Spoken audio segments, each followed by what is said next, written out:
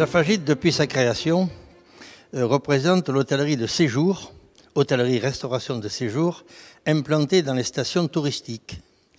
Et donc, si vous voulez, nos adhérents sont presque tous des saisonniers, d'hiver ou d'été, quelques-uns ayant les doubles saisons, mais ils sont de plus en plus rares.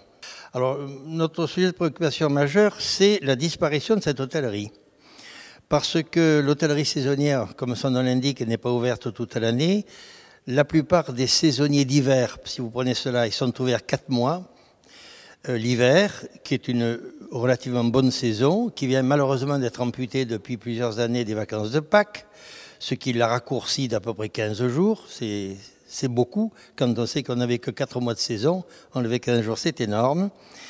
Et puis, donc, c'est une hôtellerie qui, l'été, dans les stations de sport d'hiver qui sont implantées, vous savez, qui ont été implantées en site vierge dans les années 60, et qui sont parfaitement adaptées au sport d'hiver, elles ne sont pas du tout adaptées à la saison d'été.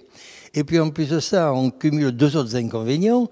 Le premier, c'est que le potentiel de clientèle de l'été pour la montagne, c'est 5% du potentiel de clientèle de l'hiver.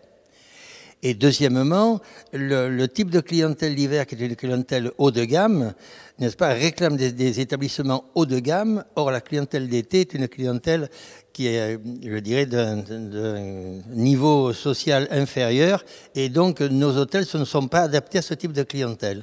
Ce qui veut dire que nous avons en gros 4 mois de saison. Certains essayent d'ouvrir quand même, dans les 3 étoiles, dans les 2 étoiles, essayent quand même d'ouvrir l'été. Mais l'été, c'est 15 jours, 3 semaines de saison, ce qui veut dire que la rentabilité de ces établissements n'est plus assurée et ils disparaissent les uns après les autres. Or, si on veut attirer cette fameuse clientèle étrangère, on les attirera dans les hôtels. Ce ne sont pas les chambres d'hôtes, les gîtes ruraux ou même les résidences de tourisme qui arriveront à capter cette clientèle-là. Donc laisser mourir cette hôtellerie, c'est mettre en danger le caractère touristique de la France. Malgré tous ses atouts, s'il n'y a personne pour recevoir les clients, eh bien on ne développera pas le tourisme en France. Et pourtant, Dieu sait si c'est une industrie majeure dans notre pays. Les saisons d'été en haute montagne ont un attrait. C'est la montagne d'été, mais pour ça il faut aimer marcher, il faut aimer escalader, il faut aimer la nature. Alors on a essayé dans les stations de créer des centres sportifs, des piscines, des tas de choses, des pistes de luge, tout ce qu'on peut imaginer. Mais les gens, ce qu'ils recherchent l'été, c'est le soleil. Alors le soleil, nous l'avons, mais on n'a pas la mer.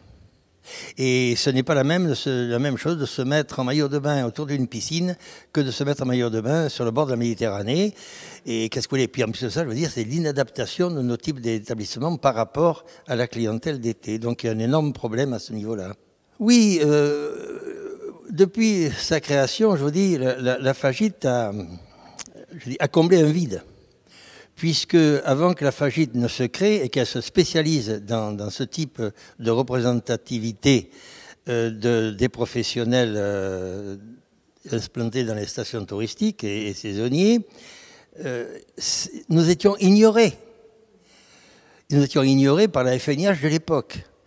Et c'est la raison pour laquelle nous avons quitté la FNIH pour défendre ce type d'hôtellerie que personne ne défendait et qu'aujourd'hui personne ne défend non plus. Hein. Personne ne s'en occupe. Il y a bien de ci, de là, dans les autres syndicats, des représentants, des sections saisonniers, si vous voulez, mais quand on est dans les ministères ou dans l'administration, on ne les voit jamais. Donc il n'y a que la Fagite actuellement en France qui défend ce type d'hôtellerie.